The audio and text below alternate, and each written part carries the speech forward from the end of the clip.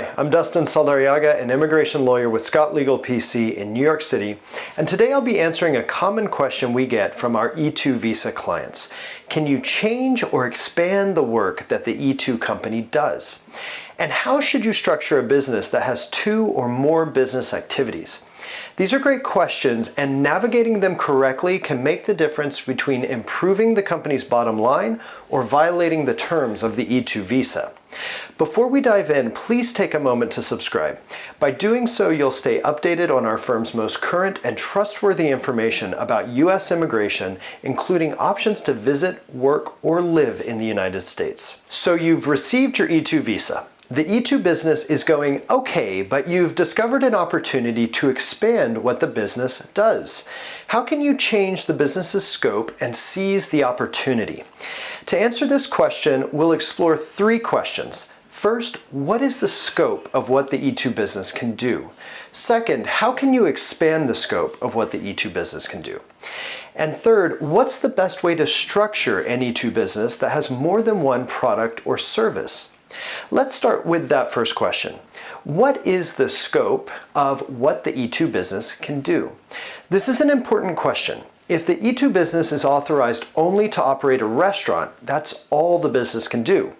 However, if the E-2 business is allowed to operate a restaurant and manufacture a clothing line, the business can do both. So where is the scope of the E-2 business defined? In the E-2 visa application.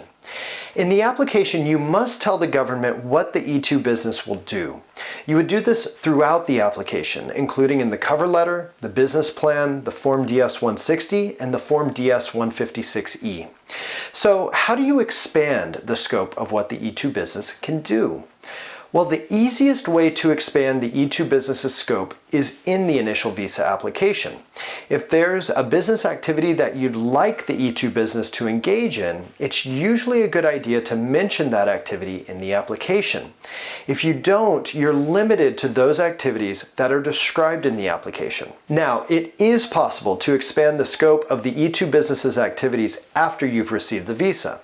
You can do this by contacting the consulate that issued the visa, informing them of the expanded scope, and asking what additional steps are required. They might say you need to submit a new E-2 visa application, or they might say that you need to let USCIS know about the new business activity. Or they might say that the change is not substantive and can go forward no problem. It's important to contact the government before you make a substantive change to the business's activities.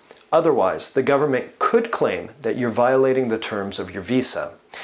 But as a first step, it's worth taking a look at your visa application and understanding the scope of what the business is authorized to do. If the new activity seems related to the initial activity, there's a chance that the business does not need additional permission from the government. Making this determination is one example where a qualified immigration lawyer can be helpful. Let's take a look at that third question. How to structure the business when it produces more than one product or service. Earlier in the video, we mentioned a hypothetical E-2 business that operates a restaurant and manufactures a clothing line.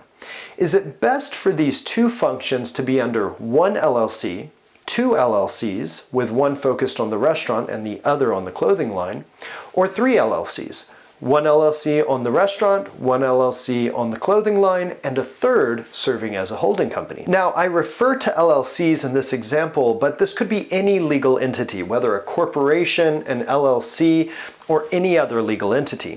For purposes of the E-2 visa, it's usually best to reduce the number of legal entities, whether LLCs, corporations, or otherwise.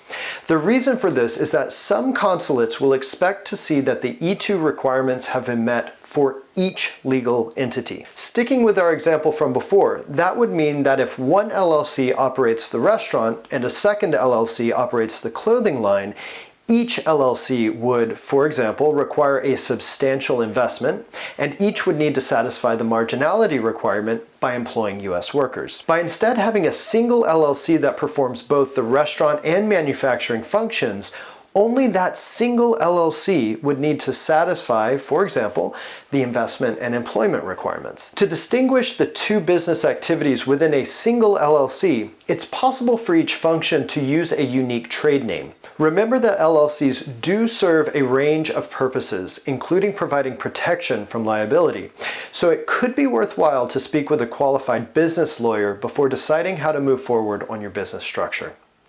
We hope this video was helpful for understanding how to define and expand the E-2 business purpose and activities. If it was, please go ahead and click the like and subscribe buttons to stay updated on future videos about visa options and travel to the US. Thank you for watching.